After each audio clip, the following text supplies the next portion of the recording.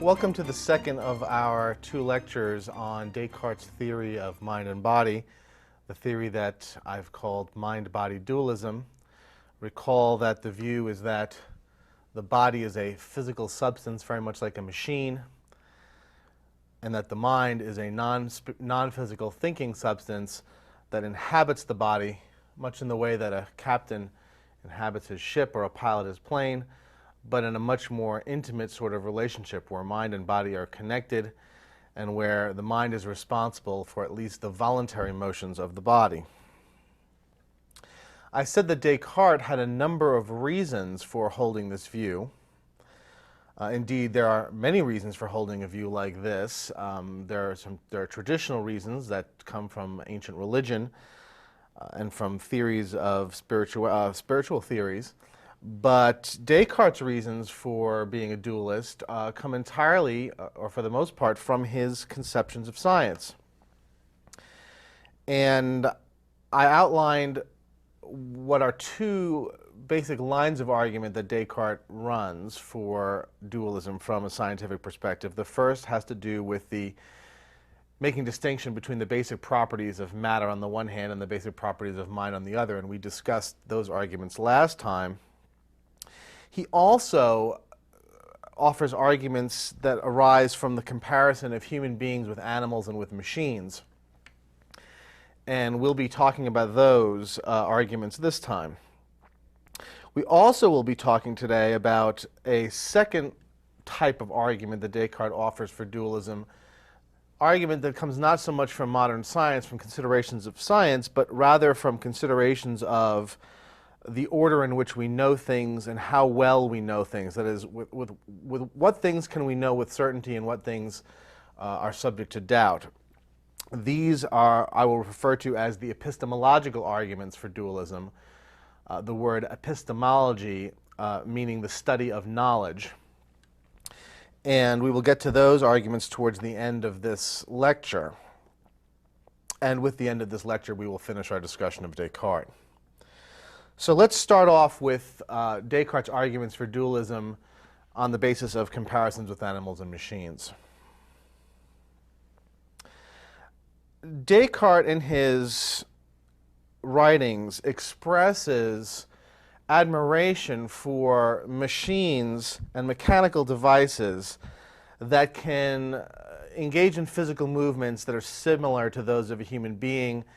There's one anecdote that he mentions in which he talks about walking through gardens, presumably of royal palaces or the homes of rich landowners, in which there would be mechanical devices. Imagine, if you will, statues shaped sort of like human beings, perhaps one with a set of pipes, another with a waving hand.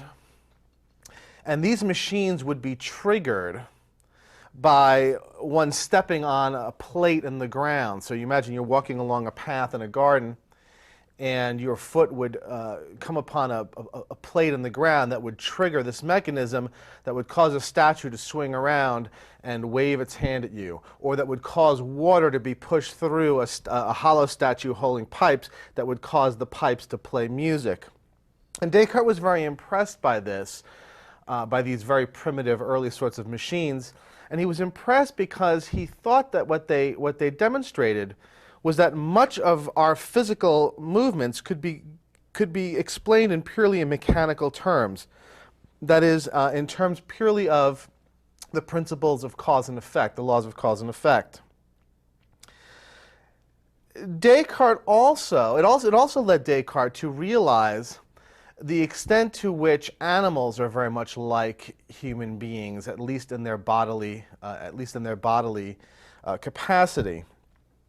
He observed that animals have bodies that are in many ways very similar to ours, and I think if you reflect on this for a moment, you'll realize that this is obviously true in a certain sense. Most animals have arms and legs and torsos and heads and eyes and ears, and most animals share many of our internal organs: hearts, lungs, livers, skeletons, etc. Indeed, if you look at a human being purely from a physical mechanical standpoint, and look at an animal from purely a physical mechanical standpoint, if you were, for example, to take a dog and a human being and to sort of to open them up and look inside, you'd be as struck by the similarities between the two as the differences. And human beings and animals have a large range of common capacities. That is, there's a large number of physical movements and physical processes that human beings and animals have in common. So Descartes has this sort of working analogy in his mind. We have the human body, we have animals, and we have machines, all of which may share very common physical characteristics. And Descartes, in a sort of a speculative mood, even imagines machines that are made to look exactly like human beings or animals. That is, a machine which would be fashioned with an exterior that would be visually indistinguishable from a human being or an animal, and even an interior in terms of the organ, the internal organs, the musculature, the skeletal structure, etc. He imagines absolute replicas, machine replicas of human beings and of animals, which is, to just think about this for a moment, a rather remarkable thing to imagine in the 1600s when Descartes is writing. And in this, as in so many other things, Descartes is very much a man ahead of his time. So Descartes has this working, imagined idea of these machine replicas of animals and human beings, and he makes the following point. And it's a point that's going to lead him to the dualism that we've been talking about.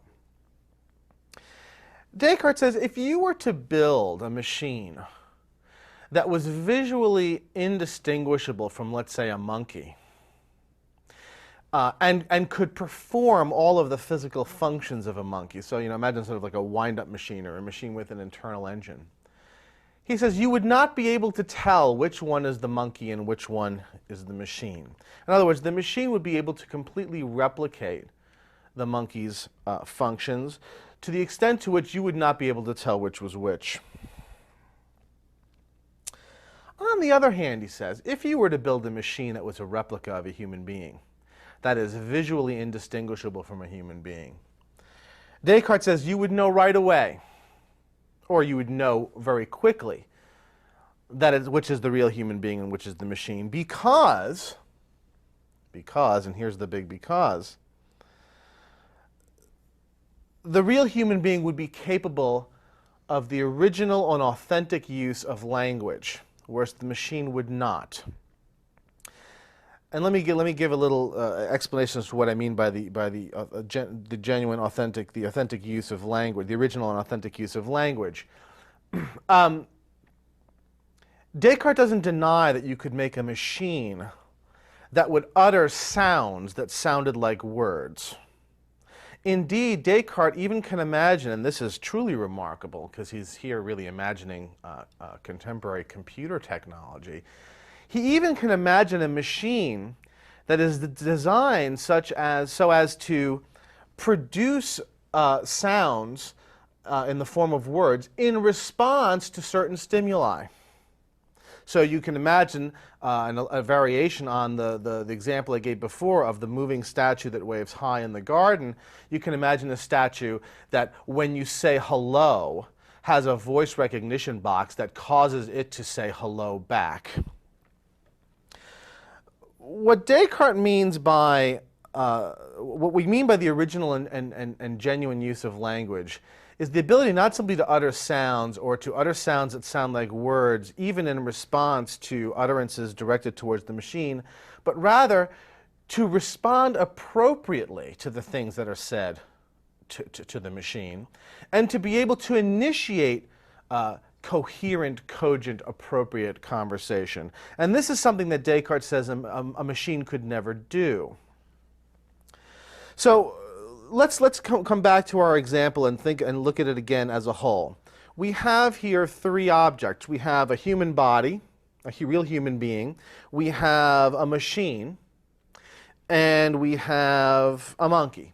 And actually, let's elaborate the example. Let's make two machines, one that looks like a monkey, one that looks like the monkey, one that looks like the human being. All of these would be able to engage in a common range of physical motions. That is, let's say all of them would be able to walk, all of them would be able to run, all of them would be able to sit, and so on and so forth. And thus, at that level, you could not tell the machine apart from the human being, or the human being apart from the machine, or the machine apart from the monkey, and vice versa. And so what we're imagining is that there's a common set of physical motions which have an entirely bodily origin, which all of these objects would be able to engage in common, and which would not provide any way to differentiate them. But then we would find there is one capacity, one form of performance that only the human being is capable of. And that form of performance is real speech, real use of language. And Descartes thinks that this comparison provides a very important basis upon which to draw dualistic conclusions. Let me, for a moment, stop and read to you the relevant quotations setting up this example from your readings.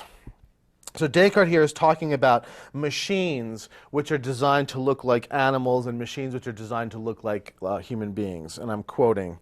This is on page 34 of your readings. Quote, "If any such machines had the organs and outward shape of a monkey or some other animal that lacks reason, we should have no means of knowing that they did not possess the same nature as these animals.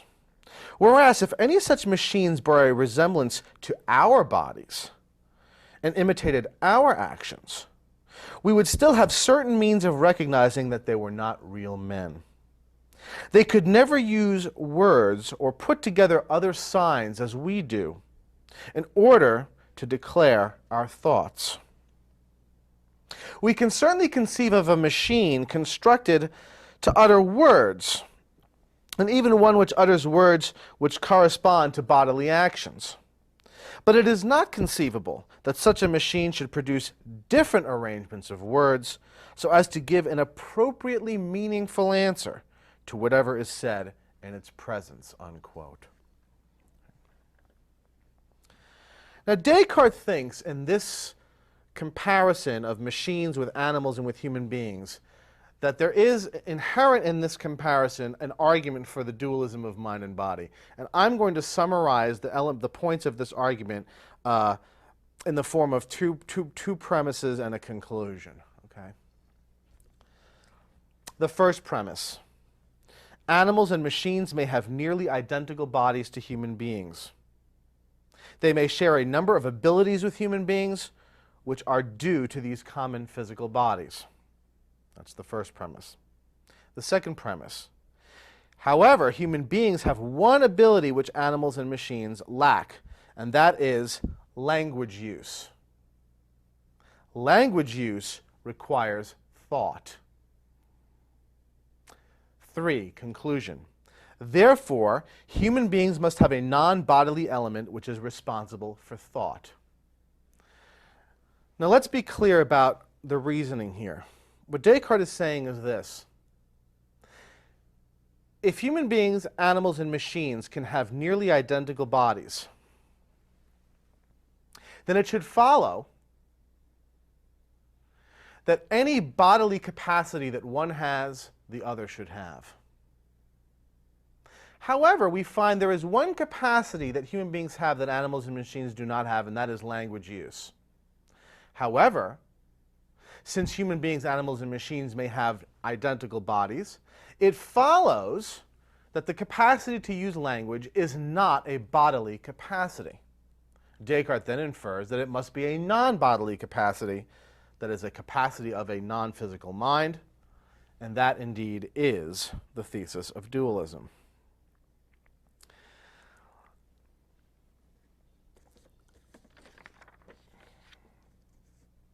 It's worth reading one more quotation where Descartes states this conclusion in very clear terms. This is on pages 36 and 37 of your readings.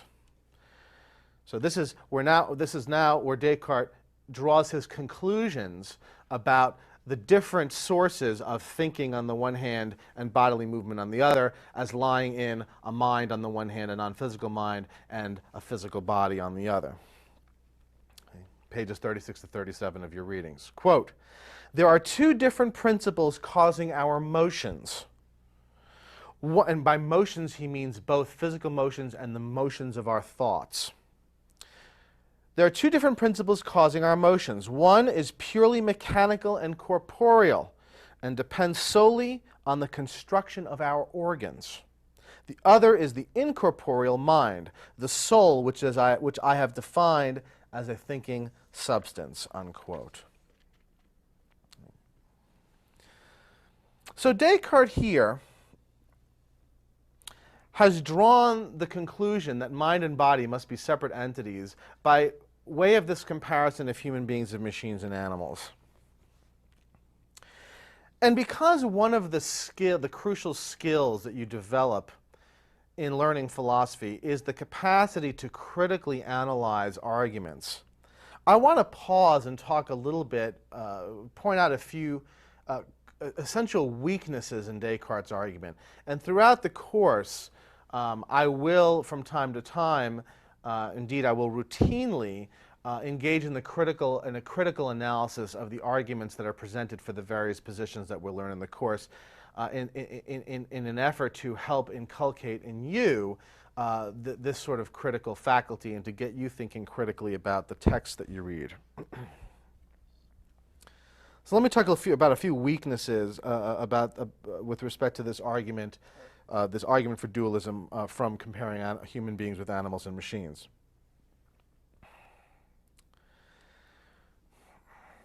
And I'm going to identify three kinds of weakness based on three different sets of assumptions. The argument, of course, assumes that animals don't think. Right? And indeed, from that assumption, it infers a non-physical basis for thought. So the idea is, look, because human beings and animals have such similar bodies, if there's something that human beings can do that animals cannot do, it must be because human beings have something that the animals don't, i.e. a mind. So the argument assumes a non-physical basis for thought. The problem is that this only follows if one fails to recognize the crucial relevant bodily differences between animals and human beings. And of course, this is not something that Descartes would be in a position to recognize, because the state of knowledge with respect to human and animal anatomy in Descartes' time was rather meager. Of course, superficially, a human being and a monkey look very similar, and indeed even genetically we appear very similar. But there is one enormous physical difference between a human being and a monkey, and that is, of course, in the brain. A human being's brain is very different from a monkey's. And so the idea that you could somehow prove that thinking is an activity that belongs to a non-physical mind on the basis of comparing animals and human beings and saying, look, they have the same bodies, and yet the human can do something that the animal can't, and therefore the human's ability must come from some non-physical element, that assumes a relevant similarity in the bodies of human and animals, which I don't think can be assumed. Indeed, we know it cannot be assumed. We know that the reason that a human being can think in ways that a monkey cannot is because of the kind of brain that a human being has. And of course, the brain is part of the physical body. So one weakness of the argument is that it derives a non-physical basis for thought, the idea that thought has a non-physical basis, because of a failure to recognize what are real significant differences between the bodies of human beings and animals, that difference lying in the brain. So this is one weakness in the argument.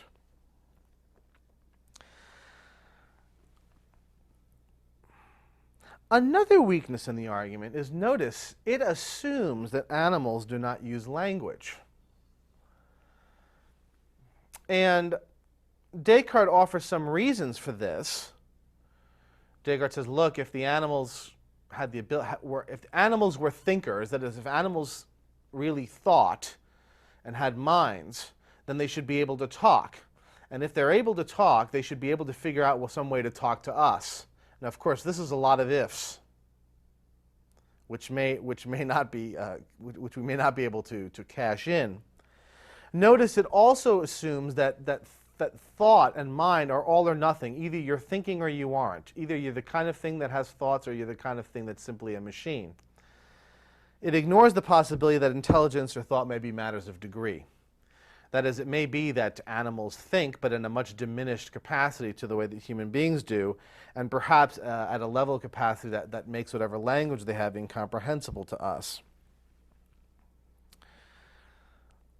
And finally, and this is, I think, the most devastating problem with this argument, and it's a problem again that it's not at all clear that Descartes could have anticipated, simply because of the state of knowledge of his day. Notice that it assumes that there are going to be external indicators of genuine thought. That is, that there's always going to be external evidence observable from the outside, that someone or something else is thinking. Now, for Descartes, this external evidence is language. So when I witness a creature or a thing employing language in a certain way, I can then infer that the thing thinks, and therefore that the thing has a mind. Of course, today we know that even like bodily movements, language itself can be simulated, and can be simulated to a very high degree of sophistication. There are artificial intelligence programs now,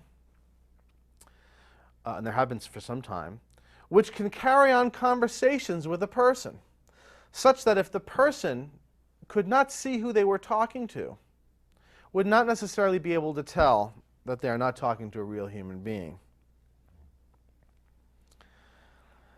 There are, of course, artificial intelligence programs that can play chess, that can simulate chess playing at the level of a grandmaster. Indeed, such programs have actually defeated real chess grandmasters, and to the extent to which we used to think that chess required thought, and that the ability to play chess would be an indicator of thought, the fact that machines can now do it to a degree, can perform that task, to play that game as well as a human being, makes us wonder whether chess playing is any evidence at all that something is thinking.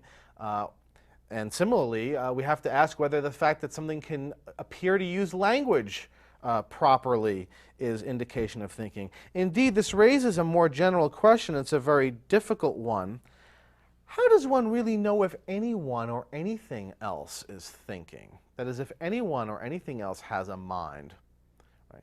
Obviously, we have direct knowledge of our own thoughts and our own minds because we, in a sense, are in our own private room with our thoughts. Right? Our self, the I that Descartes talks about, is inside our minds with our thoughts, and so we know our thoughts and we know about the existence of our mind by what I'll call direct acquaintance.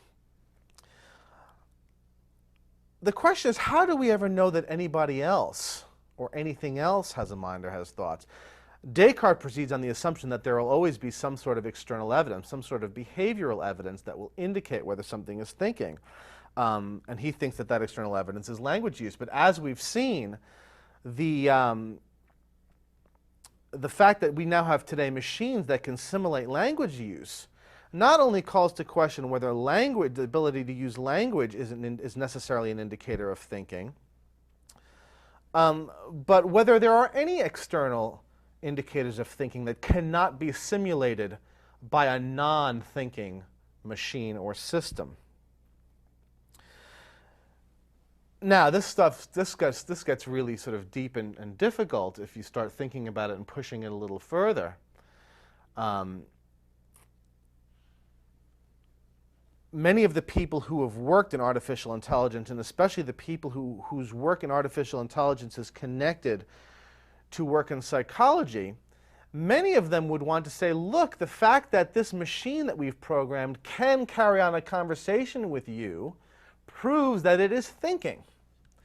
Indeed, they go so far as to say The fact that the machine can engage in this activity, can engage in language, in the genuine use of language, shows that it's thinking and shows that the way that it performs this task, and the computers, of course, perform the task by way of computations, that this sheds light on the way that humans perform the task.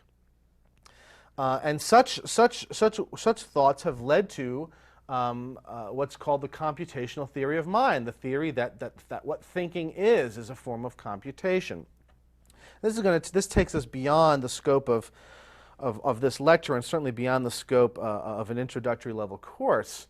But what I'd like to leave you with just on this point before we move on to the next one is this idea that it may not be possible to tell that something else is thinking. There may be no external evidence that someone or something else has a mind. That is, external evidence, some sort of performance or ability that could not be simulated by a non-thinking thing.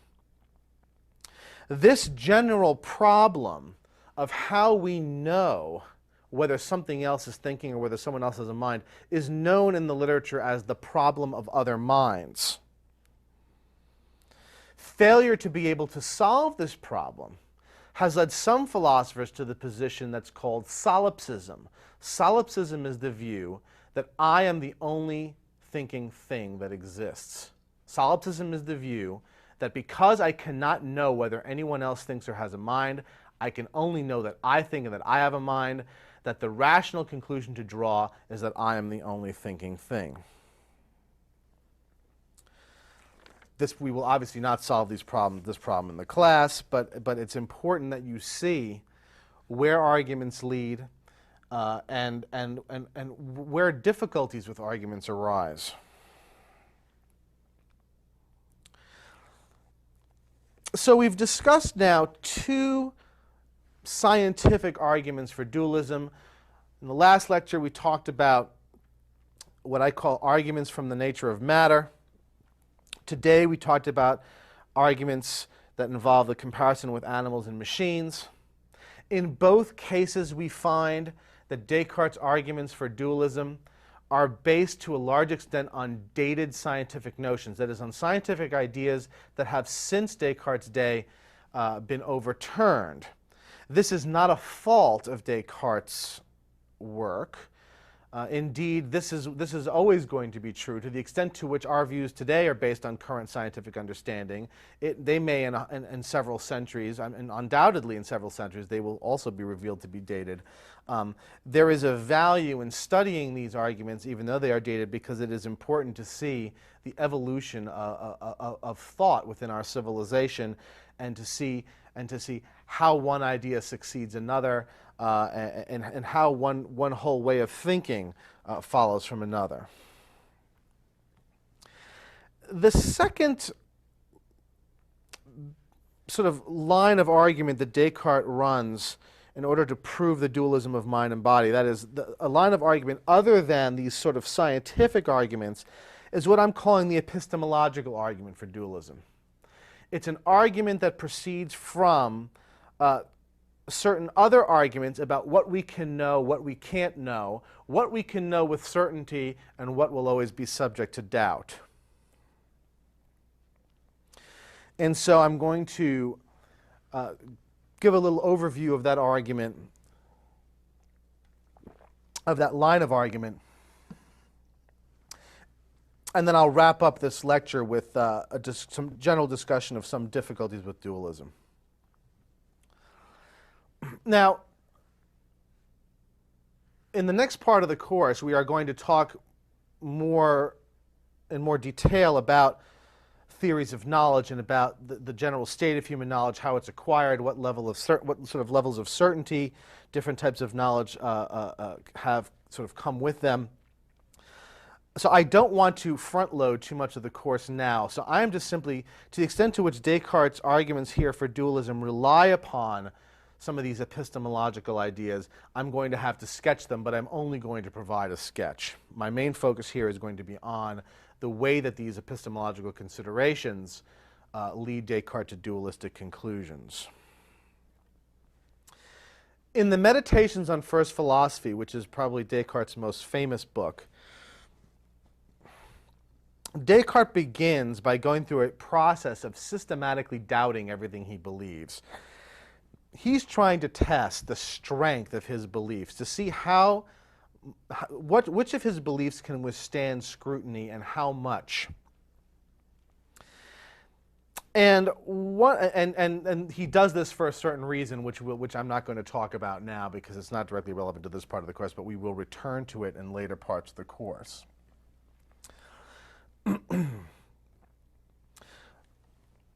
So Descartes goes through this process of systematically doubting everything he believes.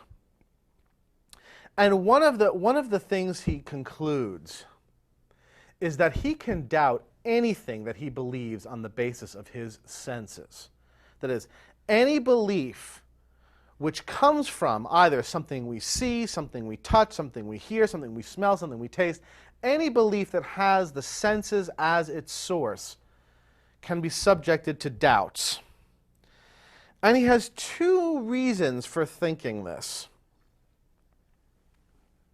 The first is a very simple reason, a very obvious sort of reason, and that is, he says, look, our senses are not always reliable.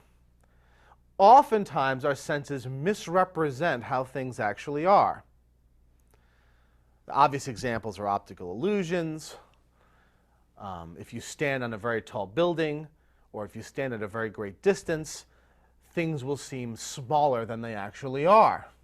Right? And so if you were to form beliefs, let's say you were to form beliefs about how tall someone is, on the basis simply of your seeing them from a distance, you would come to a false belief. Your eyes would mislead you. Indeed, let me point out that so routine is this kind of misapprehension on the basis of the senses, this kind of misleading quality of the senses. So routine is this that we post reminders to ourselves to that effect. If you look on the right side mirror of your car, you'll notice it says on the right side mirror, things are closer than they appear, right? Or objects are closer than they appear. Because, of course, the right side mirror distorts the rear view and makes cars look like they're further behind you than they actually are. Right? Now, the fact that this warning is printed on every single right side mirror indicates the extent to which we recognize that our senses are routinely unreliable and routinely have to be corrected. And so Descartes makes a very simple point, but at the same time a very compelling one. He says, look, any belief that you have on the basis of your senses is at least subject to some doubt, on the simple grounds that your senses are not always reliable. Notice, this does not mean that these beliefs are false. It simply means that they can be doubted. It means that they might be false.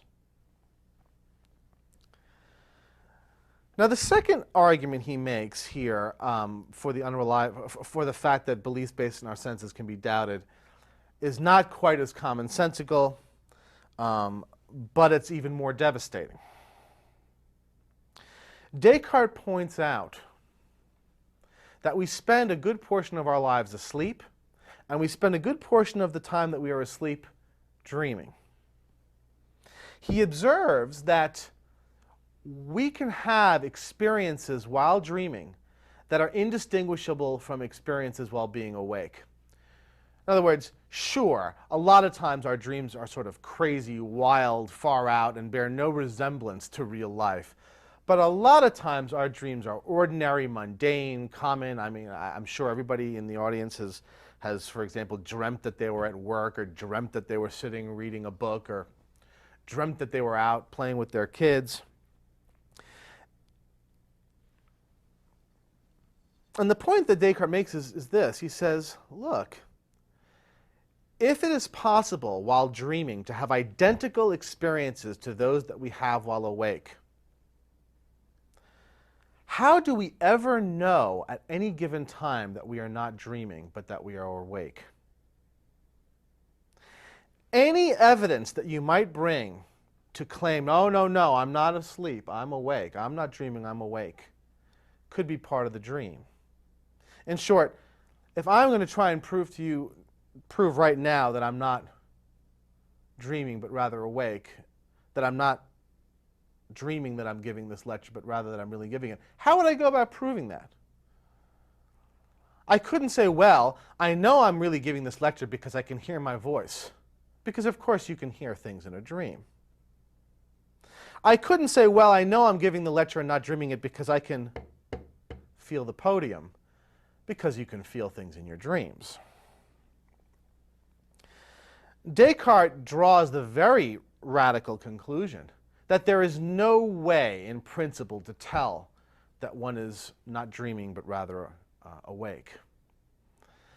And again, the point is not to say that we really are dreaming or to say that we don't know any of the things that we know. Rather, the point is to say that there are at least some doubts. We can raise doubts about the things that we think we know. I think that I know that I'm standing here giving a speech, but it is indeed possible that I'm not standing here at all. It is indeed possible that I'm lying in bed dreaming that I'm giving a speech. Okay, now what does all of this have to do with mind-body dualism? I'm glad that you asked. On what basis does any person believe that he or she has a body? I know that this sounds weird, but what is my basis for believing that I have an arm? Or my basis for believing that I have a stomach, ample as it is? The basis, of course, is my senses. The reason I believe I have an arm is because I can see my arm, I can feel my arm, I can smell my arm. But now, isn't it possible that I don't really have an arm at all?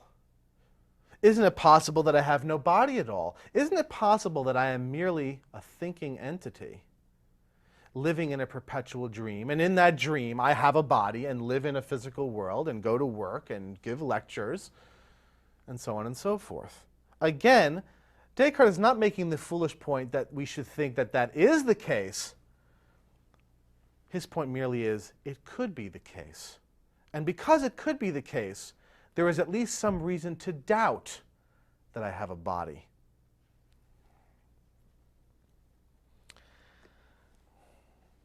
However, Descartes also realizes that there's one thing that he cannot doubt on any grounds, and that is that he is thinking. He may be able to doubt that he has an arm because he might be dreaming it. But could he doubt that he's thinking on that basis?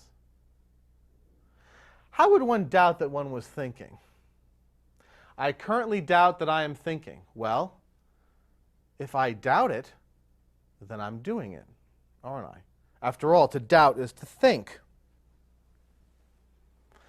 I would submit to you, and Descartes says, that one cannot doubt that one is thinking because to doubt is to think. And Descartes concludes that what this shows is that the belief that I am currently thinking is necessarily true. But the belief that I have a body is only contingently true. That is, it might be false. And Descartes thinks that some very important conclusions can be drawn from this.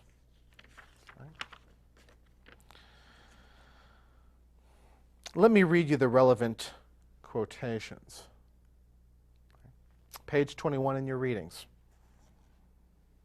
Quote, "I have convinced myself that there is nothing in the world, no sky, no earth, no minds, no bodies."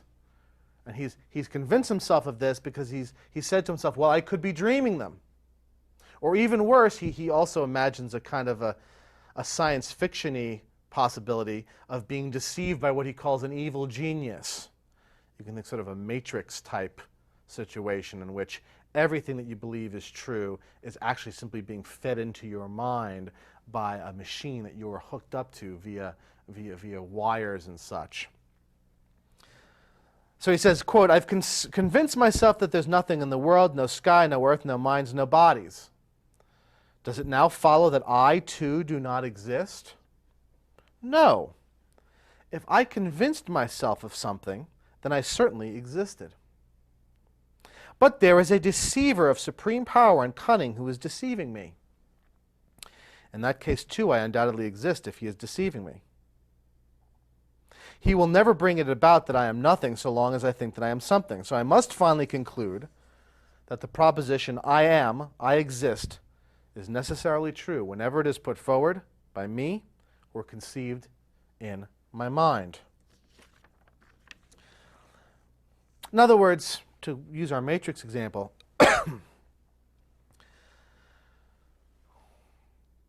it's possible the machine, the matrix, can convince Neo, right, the Keanu Reeves character, that he lives in a city when he really doesn't. Right? He's really lying in one of these sort of jelly packs, and they're simply broadcasting into his mind the impression that he lives in a city. So he could be wrong about the belief that, quote, I live in a city. But could he be wrong about the belief, quote, that I am currently thinking? Of course not. For even if the machine is feeding him images, he has to be thinking them. In other words, the fact that the machine is deceiving him proves that he exists as a thinking thing. And that's why, I mean, you've probably heard the famous Descartes quote, I think, therefore I am. And that's, in a sense, what Descartes is saying here. He's saying that thought necessarily exists because simply to do it is to do it. You can't be tricked that you're doing it because to be tricked is to do it. That thought necessarily exists wherever it is present. And that if thought exists, then the thinker exists. That is, the mind that thinks exists. That's why he concludes that quotation I just read you with the statement that the proposition I am, I exist is necessarily true whenever it is put forward by me or conceived in my mind.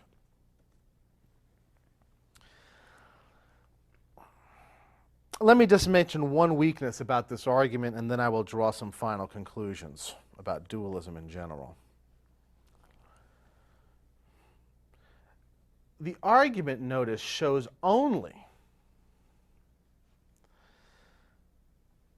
that mental existence is necessary while bodily existence is contingent.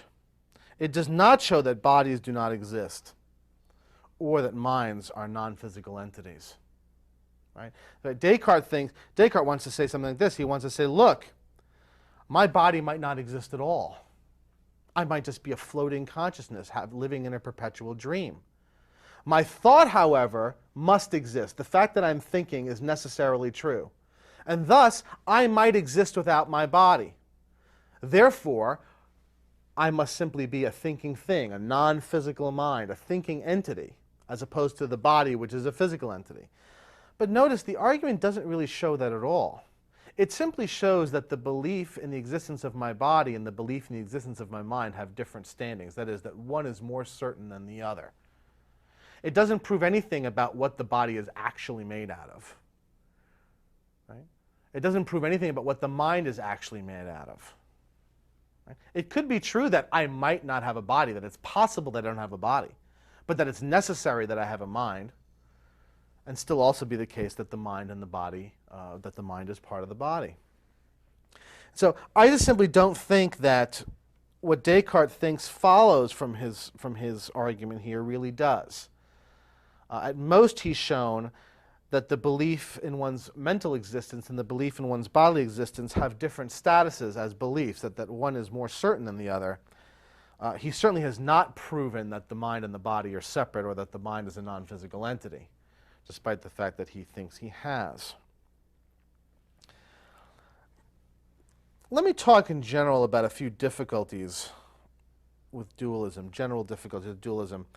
The view is no longer widely held. Indeed, it's really no longer a viable view, at least in secular thought. To the extent to which people are dualists, they tend to be dualists with respect to soul and body, which, as we discussed earlier, is not an exact, does not map on exactly onto Descartes' notion of the dualism of mind and body, but it's pretty close. but really the only remaining dualisms today are in the religious sphere. And of course, religious belief has a very different sort of basis than philosophical or scientific belief. And so the fact that, in other words, one might believe in dualism as a matter of religious belief, while at the same time not be a dualist about mind and body. As a scientific matter, as a matter of fact about the nature of the human being.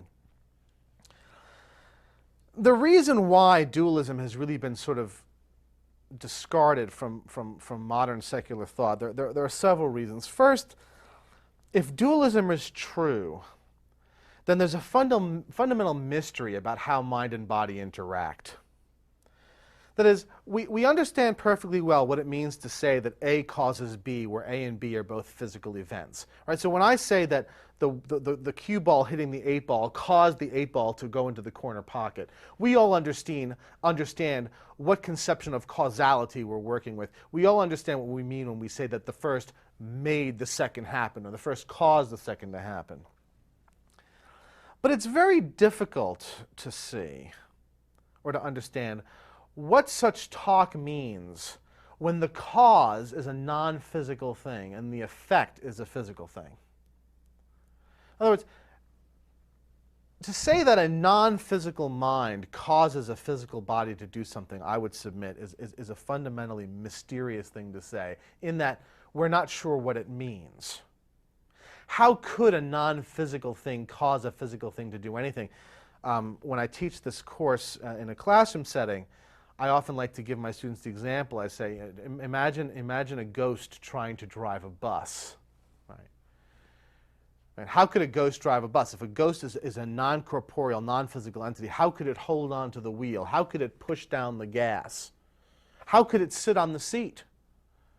I always think that one of the silliest things about ghost movies is that the ghosts don't simply sort of dissipate through the walls and through the ground. And what's sort of keeping them in their place, right?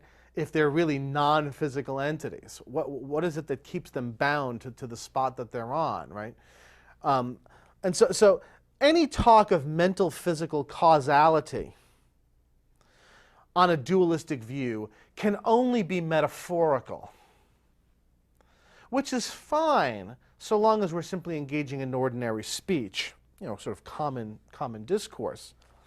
But the minute that the view sort of is taken seriously, for example, in a psychological context, where we really need to talk about the causes of behavior, the mental causes of behavior, a dualistic view, in a sense, renders any such talk impossible, or at least renders such talk so mysterious as making it without basis. A second and related problem is that on the dualistic view, the mind and its thoughts are not directly observable. In other words, if the mind is a non-physical entity, right, then by definition it cannot be observed, it cannot be perceived. Only a physical thing can be perceived. So the question then arises, well, then how do we know anything about the mind? How do we know anything about thoughts? Again, this is not a problem necessarily just sort of in our ordinary daily lives. We infer other people's thoughts on the basis of their behavior. We don't generally take into account these sort of problems like the problem of other minds in our ordinary speech, nor should we. It is always a misuse of philosophy to sort of bring especially these kinds of skeptical arguments to bear in ordinary contexts and ordinary conversations. The points of these sort of skeptical arguments is to test the limits of what we know, not to cast doubt on our ordinary daily knowledge practices, if you want to call them that, and our ordinary daily speech. But the unobservability of the mind becomes a real problem again once we're bringing the discussion to a more serious scientific context, right? One of the basic principles of science is to identify general laws of cause and effect, general laws relating causes to effects, and that requires that both the causes and the effects be observable. Now, if one is a dualist, then the mental causes of behavior are always going to be unobservable in principle. And this, again, will make any sort of scientific psychology impossible. So both of these problems, the problem of mental-physical causality, this idea of how does a non-physical mind interact with the physical body, and this problem of the unobservability of the mind on the dualistic view, make for serious problems in any scientific approach to psychology.